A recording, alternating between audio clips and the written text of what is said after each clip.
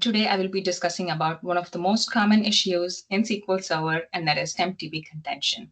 This is one of those performance problems I have learned the hard way in my earlier years as a database administrator. So I want to make sure you have all the right tools to handle this smoothly if it were to occur on your production servers. All right.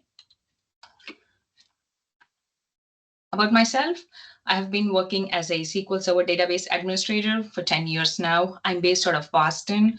I'm a big fan of SQL Server engine internals and very passionate about databases, and performance optimization has always been intriguing for me. And, performance optimization or tuning has to be on the profile because I'm a DBA and I love doing that too. And I work a lot on AWS EC2 instances with SQL Server installed on it. And I'm an AWS certified solutions architect. And also, I won an award at work. That's Rookie of the Year for this year, 2024. So that's about me. And I have 2 kids, my husband. So it's all busy. They always keep me on my toes. All right. That means you have 3 kids. Yeah. Yes. I know how it works. And hi, Jeff. Hi. Nice to see you. Glad to have you here. Thank you very much. Yep. Thank you. My pleasure. And today I will be covering the intermediate level concepts of TempDB and we'll be skipping the basics. But if you have any questions about basics, absolutely no judgments. You can reach out at the end of the session. But if you have any questions in between, I will make pauses in between the session and then you can throw your questions, or you can also put your questions in the chat and I can address them. All right. So today I will be discussing how TempDB contention occurs, what are the different types of contention, and how to identify if that contention occurs, and how can we resolve it. So that will be the agenda for today. I will explain all of this, and then I will also show you a demo to better understand. What is the need to learn about TempDB contention? When there are multiple processes trying to compete for TempDB resources, it creates a slowness in the system. So to troubleshoot that slowness, it is very important to understand what this TempDB contention is, how it occurs, so we can resolve that slowness. And speaking about concurrency management, at any given point of time, you have thousands of concurrent transactions on a production server running. To manage them all effectively, it is again very important to understand what this contention is all about and how do we resolve that. So why is this contention on TempDB? I've already said it a million times, I guess, TempDB contention. So what is all about just on TempDB? Because if you take any user database, you just have a few inserts or updates, deletes on the user tables. They're just a very few. But if you take TempDB, you are constantly either creating temp tables or dropping them or inserting into, updating and deleting from the temp tables. The workload is 10 times more than the user database, or even sometimes 100 times more than the user database. And that is why contention occurs on TempDB. That's why we are more focused on the contention on TempDB than any other user databases. We have 3 different categories that run on TempDB. User objects, they are nothing but, like the temporary tables we create, or the table variables, or the temporary store procedures. These are the objects that we as users create, and you can also view them in the, I think, in the sysobjects catalog view. Internal objects, these are work tables or work files that SQL Server creates to store them as intermediate results. For example, when you do hash joins or merge joins, pools, cursors, for things like that. And version stores, when you have snapshot isolation level, or when you have online index operations, then TempDB is used to store the shadow copies, and because of that, TempDB is heavily used. So if you see these three different categories, you know that TempDB is heavily used, and also TempDB is a shared connection, a shared resource for all user connections in that one SQL Server instance. So no wonder there's contention on TempDB. So what are the 3 different types of contention? First is the object allocation contention, that is of the DML type. And second is the metadata contention, that is the DDL type. And third is the temp table cache contention. So we will be taking a look into each of this contention type and see how we can identify and resolve them. So first one is the object allocation contention type, which is the DML type. So how does SQL Server allocate an object? To allocate an object, SQL Server needs to know which page is free, how much of a page is free, which page is allocated, and which page is not allocated. Now, all this information is provided by three special pages called PFS, GAM, and SGAM pages. Under normal circumstances, you have a few insert, updates, and delete transactions running, and all these transactions, they try to acquire a latch onto these PFS, GAM, and SGAM pages to gain access and to modify the pages. But on TempDB, there are so many transactions because you're constantly inserting into the temp tables, updating them, or deleting from the temp table. So you have so many transactions here waiting in line to acquire a latch onto these PFS, GAM, and SGAM pages, and that causes contention. And by the way, a latch means a lightweight lock. So I want to show you a data file and explain more about what these PFS, GAM, and SGAM pages are and how this contention is actually occurring. Let's take this data file, call it tempdb.mdf. So if you see from page 0 to page 7, all these 8 pages are present in every data file in the database. Page 0 contains the header information of the file. And page 1, 2, and 3 are the 3 pages which are highlighted in green are of our interest because these 3 pages are the tracking pages and they are used by SQL Server to get the space information of the pages below so that it can allocate the objects. Now, I'm going to show you that each of these 3 pages in detail, showing how this contention is actually occurring because of these latches. So let's look at PFS, which is the page free space. This page is used to track free space that is available for each page in the data file, and PFS is an 8 KB page by itself. So let me zoom in. This is how a PFS page looks internally. You can do this by either using DBCC page or DMDB page info. So if you look at this page here, file ID 1, page 0, file ID 1, page 3. So from page 0 to page 3, you see it's all allocated and 100% full. If you see page 4 and page 5, it's not allocated and it is 0% full. So this is how the PFS page contains the information of the pages in the data file. For example, if you see one of the pages here is 50% full, which is page 32. So this is how it has all the information, the free space information about the remaining pages.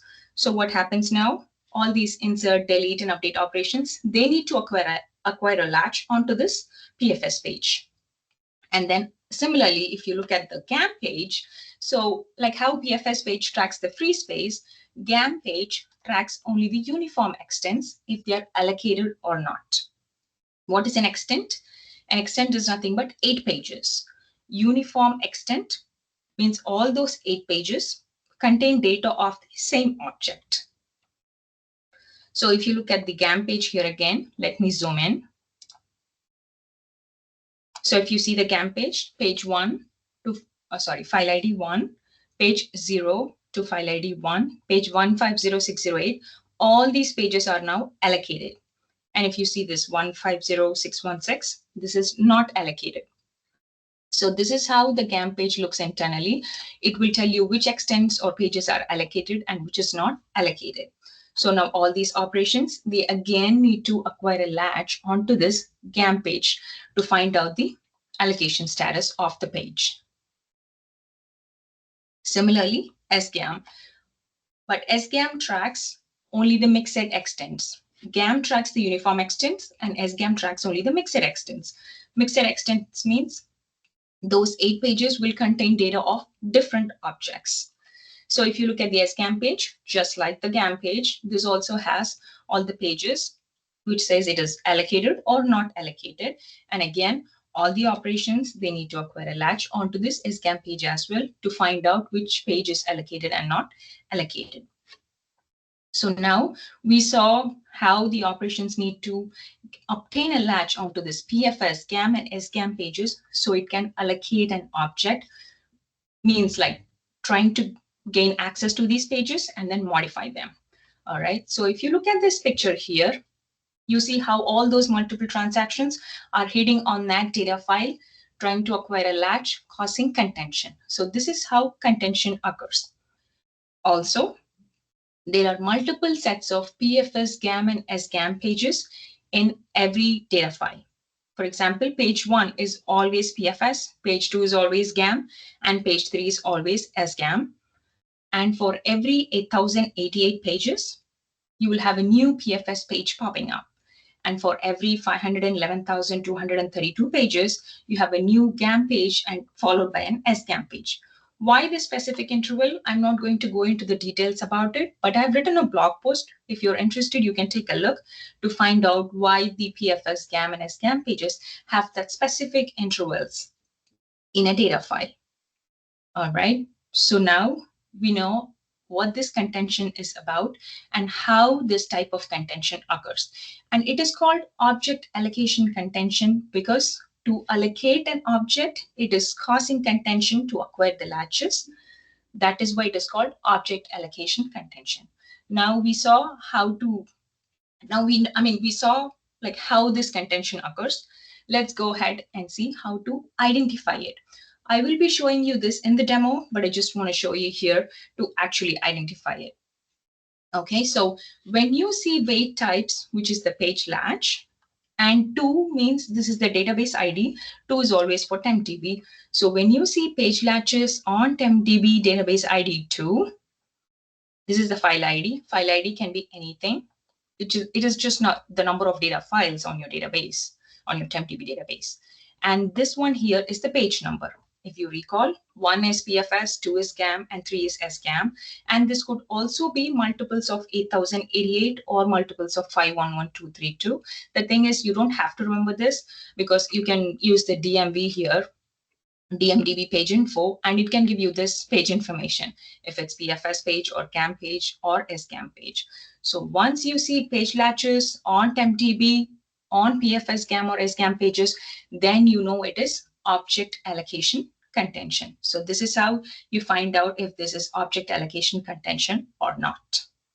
So now we know how this contention occurs and how to identify when this contention occurs. I'm going to show you how to resolve it. Let's go back to this picture where we have one data file and multiple transactions are hitting on the data file, causing contention.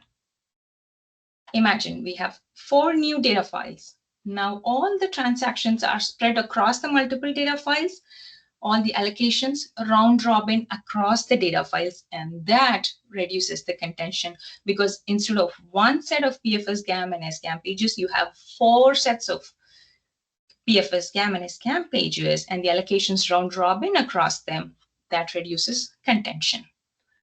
And not only that, in 2017, there was an enhancement in PFS page where the allocations not only round robin within the files, they also round robin across the data files and then within the data files. I can show you what I'm talking about.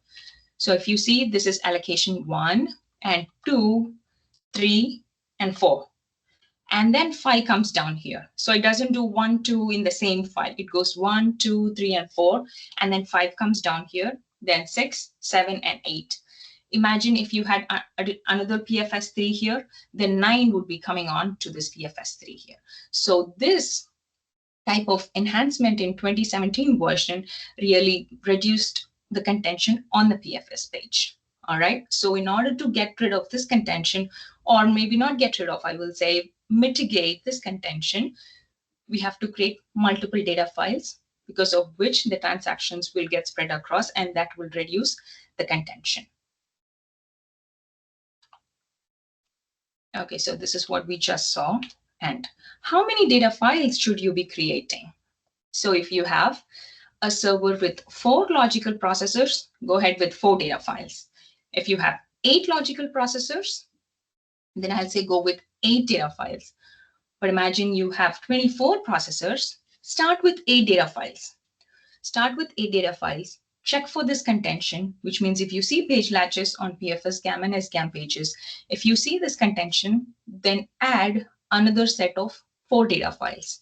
Now again, check for contention.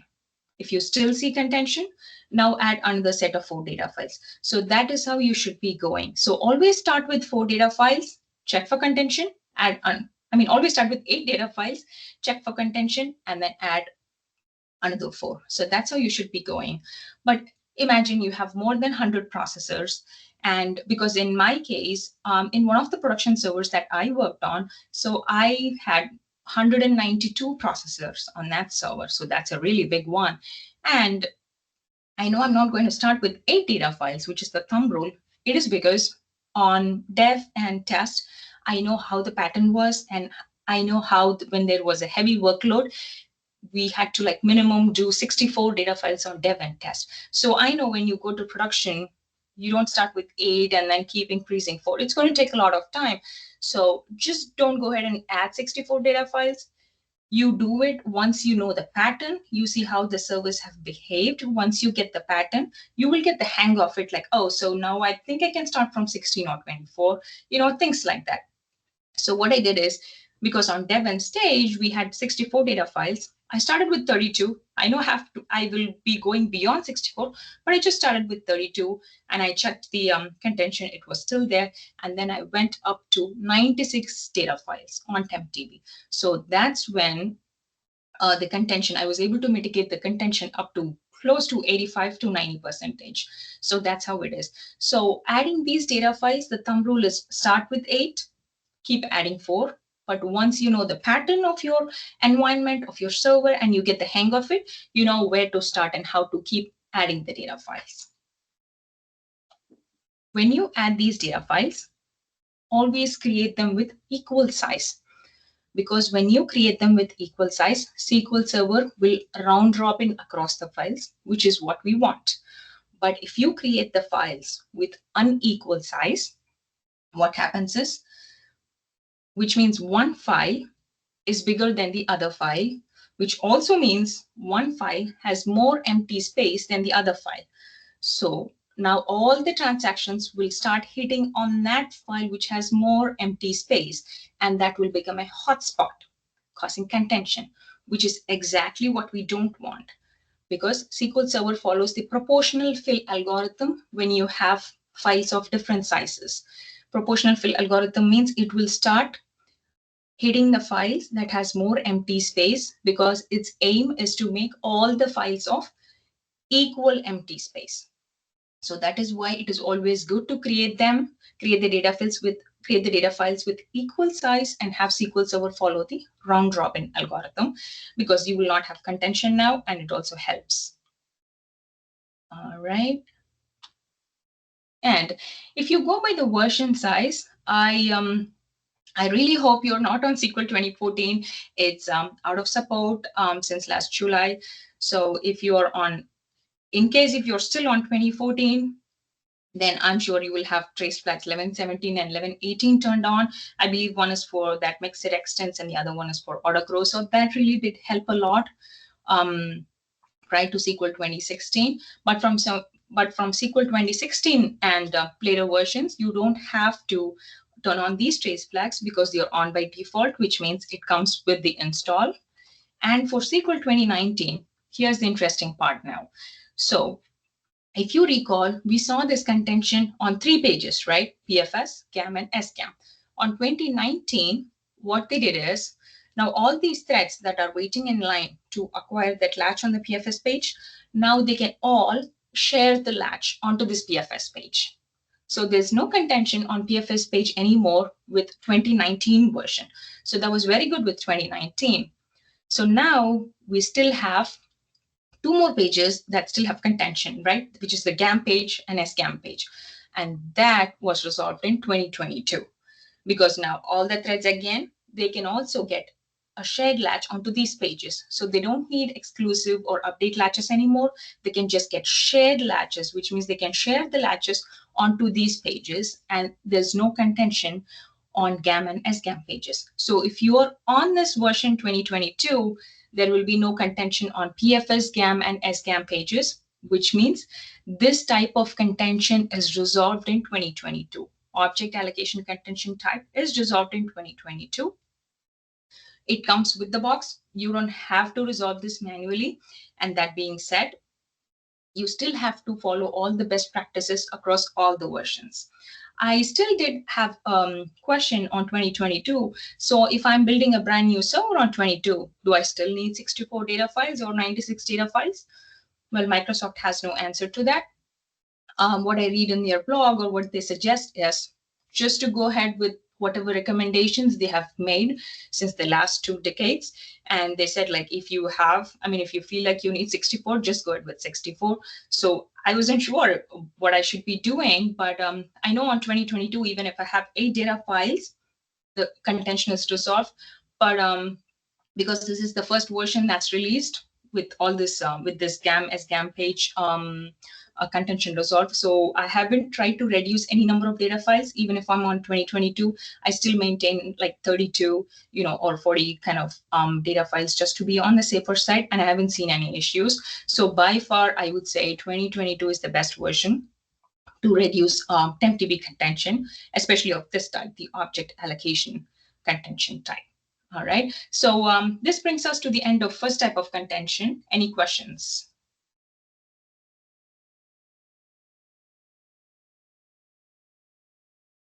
I think we're good. Okay, good. And so we saw this first type of contention, how this contention occurs, how to identify, and also how to resolve it. Let's go ahead to the second type of contention. This is the DDL. The one we saw earlier is the DML. Now this is the DDL. So when you have these create objects or drop temporary objects, now these DDL operations, they actually need to check and insert metadata into the system metadata objects. So under normal circumstances, you have a very few create tables or drop tables. So these transactions, they can acquire a latch onto the system metadata objects to modify the information. But on TempDB, when you have too many transactions creating or altering or dropping the temporary tables, now they're all waiting in line to acquire a latch onto these system metadata objects, causing contention. So if you see the picture here from the Microsoft blog, you see there are so many operations that are actually trying to access system object values page, causing contention. In this picture, you just see one system object. There are actually 12 system objects that these DDL operations will be acquiring a latch onto. Not necessarily onto all the 12, but usually it's a combination of all those 12 tables, which these DDL operations need to acquire a latch. And okay, now we know how this contention occurs. It's because of the DDL operations trying to insert metadata into these metadata objects. How do we identify this? You see page latches on TempDB database ID 2. File ID can be anything. Page numbers, it can be any system object pages. So what this page number 8 is, this is sys allocation units. So once you see page latch on TempDB ID 2 on the system objects, or otherwise called metadata objects, then you know it is metadata contention. If you see page latches on PFS, GAM, and SGAM page, that is object allocation contention. If you see page latches on these system objects, then it is metadata contention. Let's see how to resolve this. First thing first, do not explicitly drop the temporary tables. You don't have to clean up. Wow, what a great thing, right? You don't have to clean up. Yeah, I wish I could not clean up my kitchen. So Microsoft told us, please do not clean up the temporary tables. That is because when you don't drop the temporary tables, SQL Server makes use of the optimistic latching algorithm, which means it will asynchronously drop the tables for you. You don't have to do it. It will asynchronously drop the tables. So why you shouldn't be explicitly dropping them? That is because this is again a DDL operation, right? Dropping table is again a DDL operation, which means it needs to acquire a latch onto the system metadata objects to drop the tables. So again, if you have many operations dropping tables, acquiring a latch causes contention, which means more page latches. So they don't. So by not dropping them, you are reducing the number of page latches, which will automatically reduce the metadata contention. So that's the intention behind it. If you don't drop them, you are actually helping your SQL Server by reducing the number of page latches, and SQL Server will asynchronously drop them, which is an outcome of the optimistic latching algorithm. So if you go see your production code and if you're dropping them, go ahead and change them. I know you can't change the code right away, but make an effort to do it. And another important thing is, I consider this is the most important thing because I've seen a great improvement when I did the caching. So make sure you cache your temporary objects. How do you cache your temporary objects? What are the rules?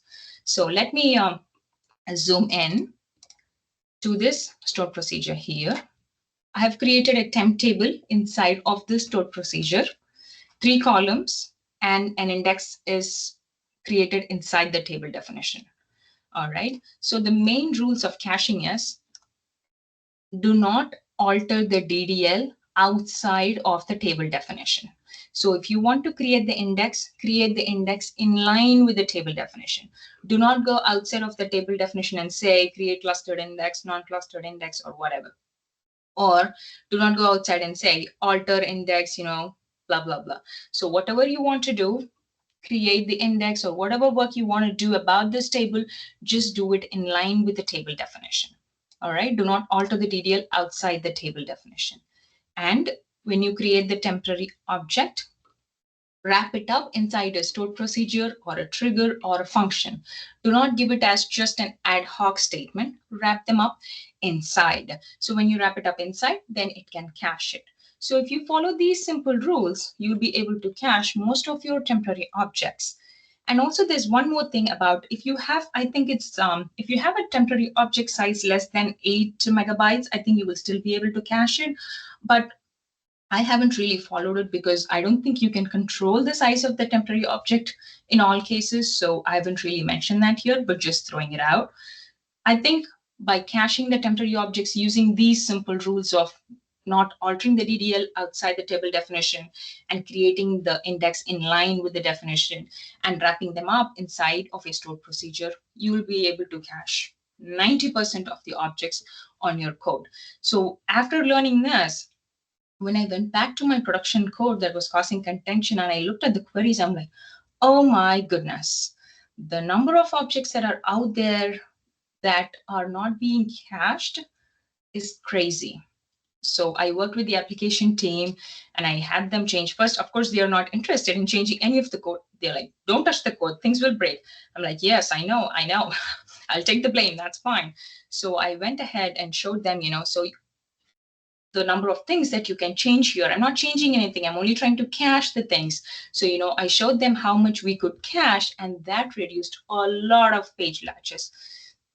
Trust me, just following this one without dropping the temp tables and caching the temporary objects reduces more than 60% of the page latches from what I have seen. After you do all of this, if you still see page latches on system objects, what you can do is you can take advantage of the new feature starting SQL 2019, which is called in-memory TempDB metadata feature. What this does is it actually moves the heavily utilized system objects to memory, which makes it latch-free. So you don't need those page latches anymore. They are moved to memory. And this feature is not on by default. You have to turn it on, and for it to take effect, you need to restart the service.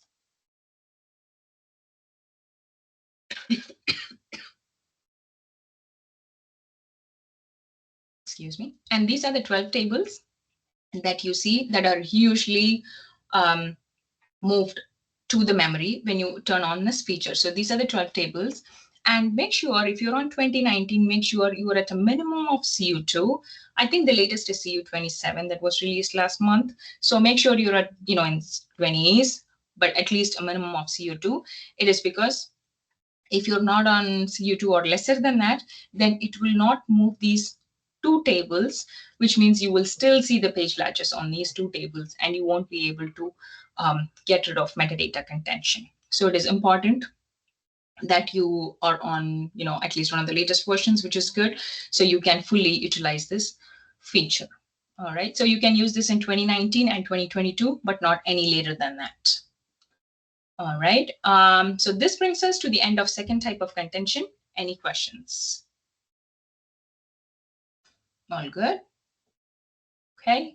So this is the third type of contention. There's nothing much I can talk about it. It's because of too many memory objects in cache. Sometimes when you use, heavy hash joins and things like that, when you see CMEM thread waits or spin lock waits, call Microsoft. There's nothing we could do. They will troubleshoot it for you. All right. I'm going to head to the demo now. Let's see. I really like the demo part. It is interesting. So let's see.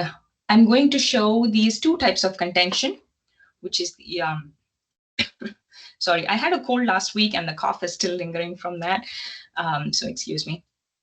So I will be showing you the object allocation contention and metadata contention on both SQL 2019 and 22. See how we are able to mitigate or resolve that contention and compare the versions. All right. And the third type of contention, which I just said, that I won't be able to, well, we could reproduce it, but probably wait for Microsoft to resolve it. I don't think this is the right time to do it. So I'll just show you the first two types of contention. All right. So I'm on 2019 version. Let's just make sure. Okay. So I'm on 2019 CU27. The number of processors I have is 14. And the number of TempDB data files are 8. That came with the install. And I'm using the stored procedure, which I borrowed from Klaus Askenbrenner. He's great. His blogs and videos are just so good, especially about the internals and stuff. I love his blogs and videos. I learned a lot from him, along with Brent Ozer. So, so this stored procedure is just a simple one. Create a temp table, 3 columns, and then insert data into the temp table. Which will be 10 records. So I'm going to go ahead and create this and use this stored procedure for our demo. All right, and now I created the stored procedure. What I'm going to do is use this OSTRES utility. So this OSTRES utility is a free Microsoft tool. You can use this to generate a workload against the SQL Server, and you can troubleshoot the issues that come out of it. I love this tool because I've used it so many times, to stress the SQL Server and see what issues come out of it. Especially, you can also use it on your production server and grab a trace from the production server and use it on dev or test to generate that production-like workload and see what issues you get out of it. So that has been really helpful for me. And I've also, tagged this utility and the link at the end in the resources if you want to play around it. All right, so going back to our demo. So I'm going to use this OSTRES utility to stress the server to cause contention, so we can see the contention and resolve it. Before I go ahead and run this, what I want to show is when contention occurs, the script that I will be using this is from the Microsoft blog, but I just tweaked it a little bit. Okay, so we will be checking all kinds of different information, but I think the important part here is this one, DM exec request. This DMV here will display all the active requests. And this has the SQL handle. So this DMV, when used in conjunction with this SQL text, you can get the text of the query that's running. And then FN page res cracker is the new function introduced in 2019. And then this DMDB page info is also a new one, replacement of DBCC page. So when these two functions are used in conjunction, you can use that to actually troubleshoot the page related waits. I really love them. You just get a lot of information, especially in 2019 and 22. But in 16 and 14, there's not much, but yeah, I'm happy with these two new functions. And I'm actually filtering them by page latch. So this is the important part, right? Don't get confused with page IO latch. That's a whole different topic for another day. That's memory, storage, and multiple other things that it's related to. This is just page latch, which is about the contention that we are talking about. So we want to filter this only by page latch on TempDB. So we can talk about TempDB contention. At this point, we are not interested in any other issues on this server. All right. So this is the script I will be using. I'm on, okay, let me change it to 2019. Let me execute it. I have nothing right now. Good. Going back to this one here. So this is the OSTRESS executable here that I have installed on my box. And this is the server name, 2019 server name. And I'm executing this stored procedure populate temp table, which I just created. And this will be running on 50 threads for 1,000 times. So that way we can stress the server and cause contention, right? Okay, so let me go ahead and run this. Why am I not seeing anything here? You know what? I think let me minimize. Okay, now I can see it. This is good. I want to see my tabs here. All right. So this is the same thing that I just talked about. Running the store procedure on 50 threads for 1,000 times. Let's go ahead and run this. So 50 threads created. It is running. Let's check the contention. I'm at 2019. Okay, that's good. All right. Very interesting. Page latch, TempDB database ID 2. Okay. And then if you see page 118, and this page 118 contains sysschema objects. So the moment you see system object, you know it is metadata contention, right? So you see page latch on metadata object, it is metadata contention. So I'm going to scroll all the way to the end, see the allocation type, metadata contention, and scroll to the end. So all you see now is metadata contention, all right? So what are the ways we resolve this metadata contention? You have to make sure your query, it is able to cache the temporary objects. So let's go back to our store procedure and take a quick look. So I have the temporary table here. The index that I created is in line with the table definition. I am not altering the DDL, so that's good. And I also wrapped it up inside the stored procedure. That is also good. So I think here it is able to cache the temporary table, which is good. And we are not dropping the temporary table. That is again good. Okay, so now that we have made sure our query looks good, the second way to get rid of this metadata contention is to turn on the in-memory TempDB metadata feature, because that feature will move all the heavily utilized system objects to memory, so it can be all latch-free. Let's go check that out. So this is the query that I'm going to be using to check if it's turned on or not. It is actually off by default. So if you see it's 0, you can turn it on using this alter server configuration. So I'm going to turn it on, but it needs a restart. So if you check it out now, it'll still be 0. So if you're on your production server, please align with your application team before you restart, look for the maintenance window. And also, if you have a clustered node, make sure you enable this feature on both primary and secondary nodes, or on both active and passive nodes. That way, when you do a failover, this feature is consistent across all the nodes. And also be very cautious if you're on production server. All right, so this is still 0. I'm going to go ahead and restart. Don't restart from the SMS like I'm doing. It's just because it jump box, I'm doing it. But if you're on your production servers or any, so just do it from the failover cluster manager or the configuration manager for single nodes, cluster manager for clustered nodes. All right, so now I have restarted the 2019 instance. Let me check how this looks. This should be 1 now. Okay, so this is enabled. That's good. And this query here, I'm running on TempDB. This is joining the all objects with this memory optimized tables, which means it will show us what all objects have been moved to memory. As I said, we should have 12 objects moved to memory. Okay, so we have 12 objects here. That's good. You see everything starts with sys. So all these system objects, they have been moved to memory. And if you go back and compare, so we have sys schema objects, right? For example, in this one. So if you see here, there should be sys schema objects. So that's good.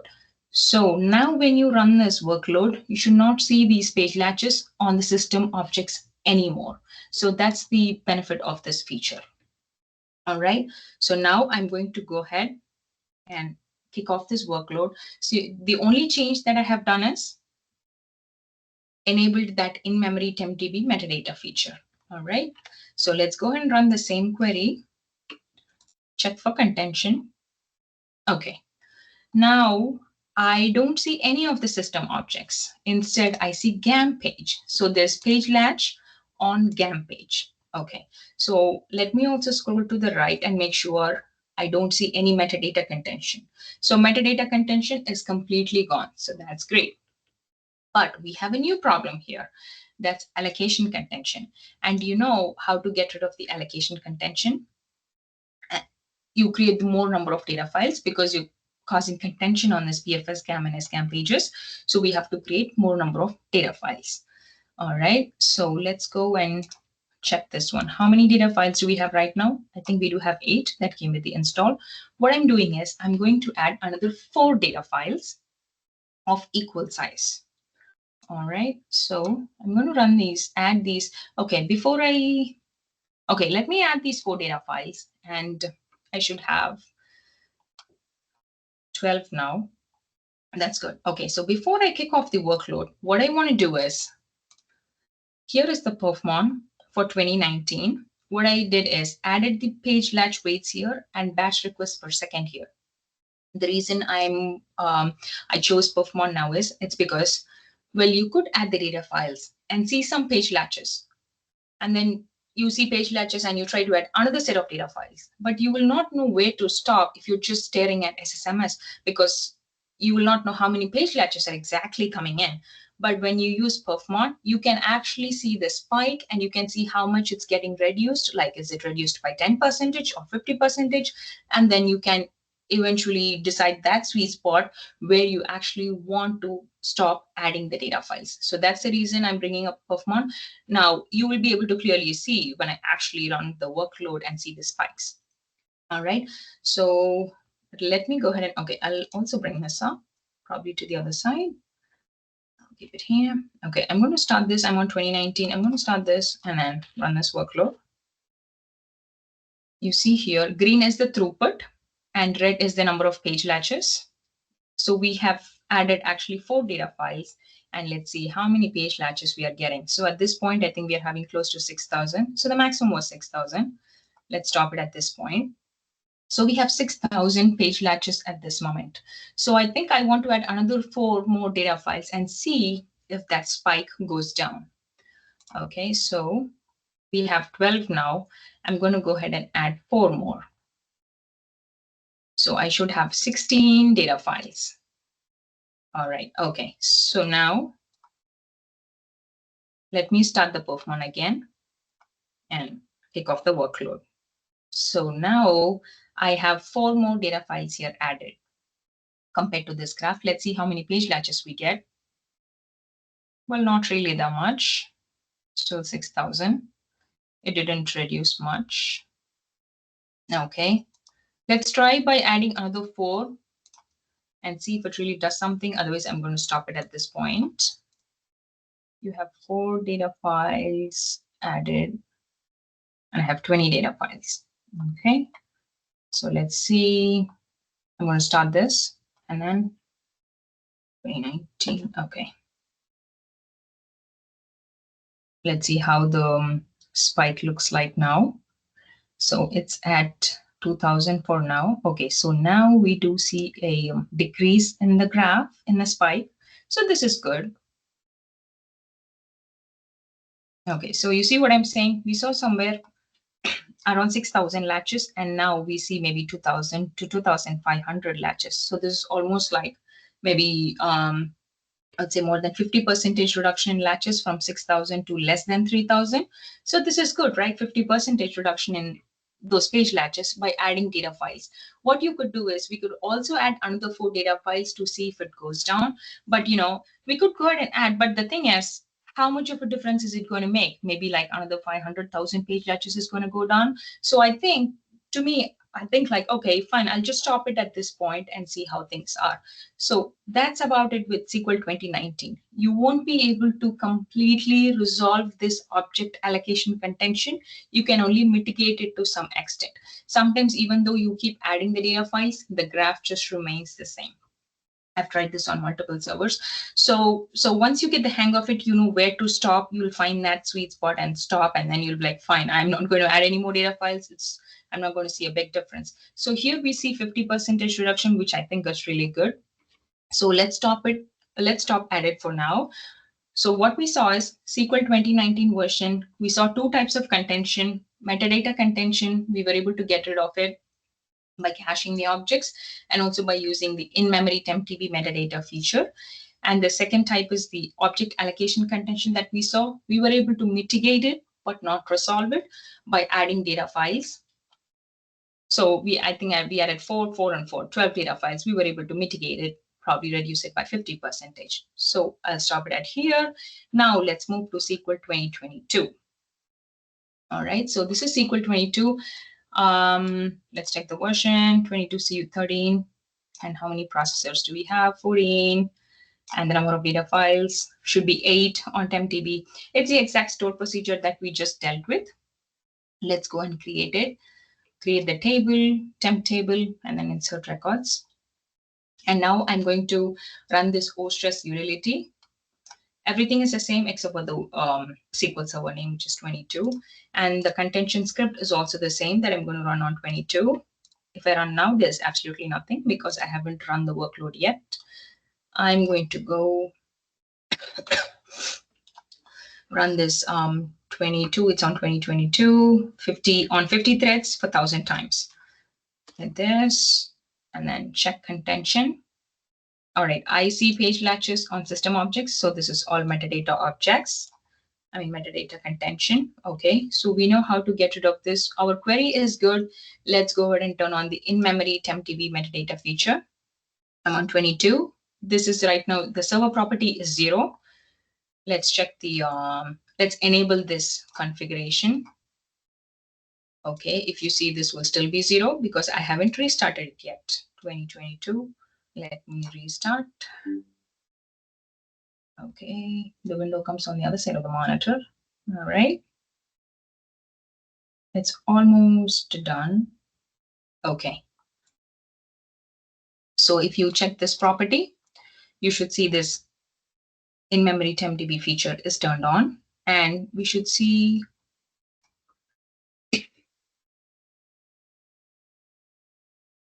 we should see 12 tables here that are moved to memory. So that's good. Now, if you check for this contention, we shouldn't see this metadata contention anymore. All right. So let's go and run this workload again. The only change that we have done is turn on in-memory TempDB metadata feature. All right. Okay, check contention. Ooh, absolutely nothing. Check again. Nothing. So metadata contention is gone because we turned on that feature. But how about allocation contention? Maybe there is something we didn't catch. I know it's resolved with 2022, but let us still check it out on this performance because I want to be very sure that we are not getting any page latches. Okay, so this is on 2022 version. It's the same thing. I'm doing the batch request and the page latch waits. Okay, so I hit the workload off. The throughput is going high up. Page latches is the one in red. It's just sleeping. All right, it's done. It's absolutely nothing. Page latches is 0. Wow, this is great. Isn't this great in 2022 version? So this is what you see. Object allocation contention is not at all there. It's just resolved with the box. You don't have to add any data files at all. You see in 2022, we didn't even add any data files. We didn't have to do anything with object allocation contention. It comes resolved with the box. So that's the best part about 2022. But we still saw metadata contention and we were able to resolve it by turning on that in-memory TempDB metadata feature. So if you have the opportunity to upgrade your server to SQL 2022, please go ahead and do so. That's because TempDB contention is resolved. Not both the types of contention, but at least object allocation contention comes resolved within the box. So go ahead and upgrade your servers to 2022 if you have the opportunity to do so. I'm in love with 2022 just because of this reason. I don't know, there are some enhancements in 22 version, but I think this by far is the best, right? So, okay, so we saw now two versions, how the contentions are and everything. I also want to show you the importance of caching of these temporary objects, because only when you're able to cache these temporary objects, that will reduce a lot of metadata contention. So I have a quick script here. Cache, non-cache. Yes, this is the script. Okay, so it's the stored procedure that I just used, but I'm just going to create it again. It really doesn't matter if you're doing on 2019 or 22. What I want to show you is how important it is to cache the temporary objects so you can reduce the number of page latches, which will in turn reduce the metadata contention. So this exact same stored procedure that I use, what I want to show is create the counter here, temp tables creation rate from this using this DMV OS perf counters, execute this temp table 100 times in 10 loops. So you'll have 1,000 iterations. We'll see how many, so this stored procedure is executed 1,000 times. So we will see how many temporary tables get created during this 1,000 iterations. I just executed it. Let's wait and watch. Okay, so for all these 1,000 times, only one temporary table got created because it was able to cache this table and then reuse it from cache for the rest 999 times, which is great. That is because we followed the simple rules of caching inside this stored procedure, which is create the index in line with the table definition, do not alter the DDL outside, and wrap this up inside the stored procedure. All right. Now, what I'm going to do is alter the DDL on purpose so that I won't be able to cache the temporary object. If you see here, I moved the index outside here, create unique clustered index. This will not let the temporary object temp table cache. I'm going to run this stored procedure and see how many temp tables are getting created with this exact same counters of 1,000 iterations. All right, so in this case, I altered the stored procedure so that the temporary table doesn't get cached, and I'm running these iterations now. Just look at this. 100 times for each loop, which is 1,000 times. Previously, when we were able to cache the object, it was only one time, just one temporary table was created. Now, every single run, it had to create a new temporary table because it could not cache that temporary table because we altered the DDL by creating this clustered index outside of the table definition. So can you imagine how many DDL operations it must have generated and how many page latches it must have generated, and the cost and resources is going to be really high. So it is very important to cache the temporary objects so you can reduce the metadata contention on your server. So the main point is try to cache the temporary objects and then turn on the in-memory TempDB metadata feature to move those system objects to memory. So instead of doing nothing with the code, just don't go ahead and turn on that memory feature, okay? So it's very important to tune your code according to the caching rules. And then if you still see page latches, then go ahead and turn on that in-memory TempDB metadata feature, all right? And with this caching, if you see inside the stored procedure, it's just not one table or two tables. Imagine if you have a stored procedure with multiple temporary objects in it, you can cache them per object. So you don't necessarily have to cache that whole stored procedure. You can cache it per table or multiple tables. So let me show you that example here. So you have the stored procedure cache per object and creating. Okay, I think I actually got this from SQL Kiwi Paul White. Yeah, I forgot to mention it in this SSMS, but yeah. SQL Kiwi, if you love internals, please go and read his blogs. It's just too good. I just keep reading the blogs and forget to stop reading. I don't know how much I retain, but I just keep reading his blogs. They're very good.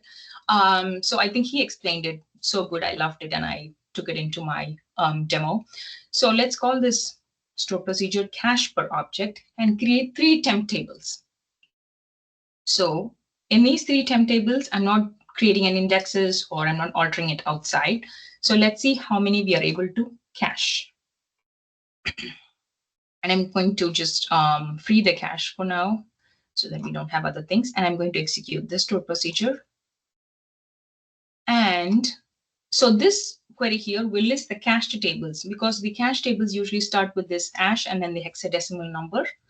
So we can see the list of cached tables here. You have all 3 tables cached because we only created it. We did not alter the DDL or anything. So this is good.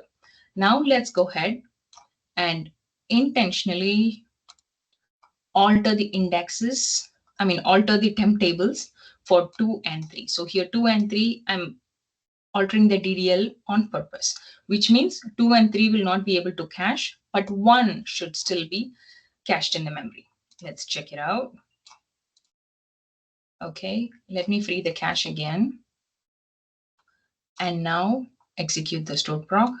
And then, okay, now you see only 1 table is cached because we actually altered the DDL of these 2 tables. So that's the fun part about caching. So, you can play around this and try to understand how caching actually works with temporary objects. What I'm going to do now is comment this out. And then instead, I'm going to be doing this. This is good. Okay. So what I'm going to do is the first temp table, I'm creating the index in line with the table definition, which means this should still be cached. And 2 and 3 will also be cached because I'm not altering now. I commented it out. Okay. So let's go ahead and create this, alter this, free cache. So it will get rid of the tables from the previous sessions. Now execute it. Now we should have all 3 tables cached because index is anyway in line. So that is not a problem with caching. Let's check. You have all 3 tables cached. Okay. So the summary here is the caching does not depend on the whole store procedure. Caching is actually per object. Okay. So how many ever objects you have in the store procedure, you can take a look at them and cache them separately. So you can work on it to see like, oh, how do I cache the maximum number of objects I can? So you can work like that. So that is the importance about caching, where you can reduce the number of page latches, which in turn will reduce metadata contention. All right. And that brings us to the end of our demo. Any questions? Okay, let me go ahead. I'm sorry, I didn't get to the mic quick enough. Okay. On your like clause, or yeah, on your like operator, you didn't have a percent in there. I'm sorry, I didn't have what? You didn't have a percent sign in there with your like for the trailing value. At Yes, the end yes, of the underscores. Is it just because of the underscores? I mean, from what I see, I had the same question too, Jeff, but what I see, it's because of how that hexadecimal and the underscores are there. It doesn't need the percentage. Like works for characters like these as well, along with the percentage. Well, I know the underscores mean a single character. Yes, so the underscore means like you have these number of characters here. It represents the same number of characters there. That's interesting. Okay, yep. Thank you. And that was a new thing I learned too a few weeks ago. Yeah. Happy to share. Just to say it out loud, I also want to know how much overhead is that in-memory TempDB metadata thing going to put into memory? In other words, how much memory does it use to store those system objects? i.e. how much does it cost? Right. Yep. Yes. So I have seen like, it gets anywhere from what I have seen. It gets anywhere from, I have seen a minimum of 20 gig on my production servers just for this, in-memory TempDB. I've seen 20 gigs. On 2022 version, it has been really good. it takes 20 gig of memory, doesn't do anything much. I mean, doesn't cause any, impact or something. It's good. It does its job on 22 version. But on 19, it doesn't have a control. It takes as much as it likes on not all the 19 servers, but a few of the 19 servers that I have worked on. And I had to set the resource pool for that in-memory TempDB feature. That way it doesn't go beyond 25 gig. Okay. Yep. All right. Thank you very much.